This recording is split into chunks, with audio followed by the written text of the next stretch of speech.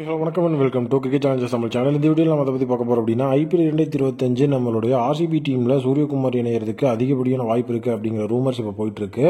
So IPL 2025 இது possible அப்படிங்கிறத பற்றி பார்க்க போகிறோம். ஸோ ஃபர்ஸ்ட் ஆஃப் ஆல் வந்துட்டு இந்த விஷயத்தை ஸ்டார்ட் ஆனதே பார்த்தீங்கன்னா ஆர்சிபி சைட்லேருந்து தான். ஆர்சிபி தான் இதுக்கான மிகப்பெரிய லெவலான பிளேயர் சொல்லி போட்டிருக்காங்க. அவர் என்ன பண்ணியிருக்காங்க அப்படின்னு பார்த்தீங்கன்னா ஐபிஎலோட பிளேயர் ரிட்டென்ஷனுக்காக பார்த்தீங்கன்னா ஸோ நிறைய டீம்ஸ் கிட்ட என்கொயர் பண்ணியிருக்காங்க. ஏன் ரிட்டென்ஷனுக்கு என்கொயர் பண்ணணும்னா மற்ற டீம்ஸோட ரிலீசஸ் தெரிஞ்சால் அதுக்கு பேஸ் பண்ணி நம்ம ரீட்டைன் பண்ணி நம்மளோட பர்ஸை ஃப்ரீ பண்ணிக்கலாம் அப்படிங்கிறது தான். ஸோ மும்பை இந்தியன்ஸ் கிட்ட பார்த்தீங்கன்னா ஸ்கையை ரிலீஸ் பண்ணுறீங்களா ரீட்டைன் பண்ணுறீங்களா அப்படிங்கிற விஷயத்தை என்கொயர் பண்ணியிருக்காங்க. இது ஜஸ்ட் ஃபஸ்ட்டு ஸ்டெப் தான். இதை மும்பை இந்தியன்ஸ் அதை எப்படி ஓப்பனாக சொல்லுவாங்க அப்படின்னு நீங்கள் கேட்கலாம். இதை ஓப்பனாக சொல்கிறதுனால மும்பைக்கு எந்த விதமான பாதிப்பும் கிடையாது. காரணம் என்னென்னா இப்போ ஆர்டிஎம் கார்டு இருக்குது. ஆர்டிஎம் கார்டு அப்படிங்கிற ஒரு விஷயம் இல்லை அப்படின்னா ஸோ கண்டிப்பாக நம்ம அதை சொன்னாலும் கண்டிப்பாக நமக்கு பாதிப்பு இருக்குது. இப்போ சொல்லும்போது ஆர்டிஎம் கார்டு இருந்ததுன்னா நீங்கள் என்ன தான் ஸ்கைக்கு ஆல் அவுட்டாக பிட் பண்ணாலும் மும்பையோட மைண்டில் ஸ்கை எவ்வளோ விலைக்கு போனாலும் நாங்கள் ஆர்டிஎம் பண்ணுவோம் அப்படிங்கிற மாதிரி மைண்ட் செட்டில் மும்பை இருந்துட்டா மும்பை அந்த பிட்டிங்குள்ளே வரவும் மாட்டாங்க. அவங்க ஈஸியாக ஆர்டிஎம் போயிட்டே இருப்பாங்க. பட் ஆனால் ஆர்டிஎம் கார்டு இல்லை அப்படின்னா தான் அது வேறு மாதிரி போகும்.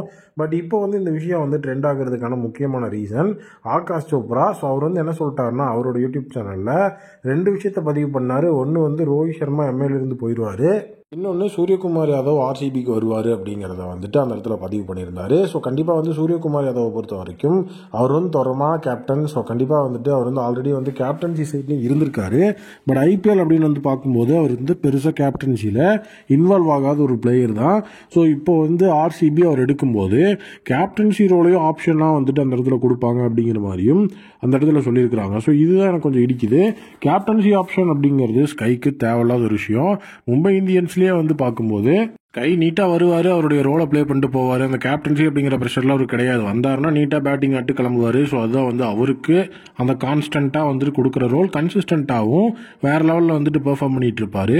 ஸோ அவர்கிட்ட கொண்டு போய் இல்லை நீங்கள் கேப்டன்சி எடுத்துக்கங்க அப்படிங்கிற மாதிரி ஒரு ப்ரெஷர் ஆட் ஆன் பண்ணும்போது நம்ம ஸ்கை மட்டும் கிடையாது நிறைய இந்தியன் பிளேயர்ஸை பார்த்துருக்கோம். கேப்டன்சி கொடுத்ததுக்கப்புறம் அவங்களுடைய ஃபார்ம் டவுன் ஆகிறத சேம் ஸ்கைக்கும் நடக்கக்கூடாது அப்படிங்கிறது என்னோட ஒப்பீனியன். ஸோ ஃபஸ்ட்டு நம்மளுடைய ஆர்சிபி அப்படிங்கிற ஒரு அடிப்படையில் வரும்போது அவங்க ஃபாஃபுக்கு அடுத்தபடியான ஒரு புது கேப்டனை தேடுறதுக்கான ரீசனே ஸோ ஏஜ் ஃபேக்டர் அப்படிங்கிறது தான். அதை தான் அவங்க மெயினாக சொல்லியிருந்தாங்க.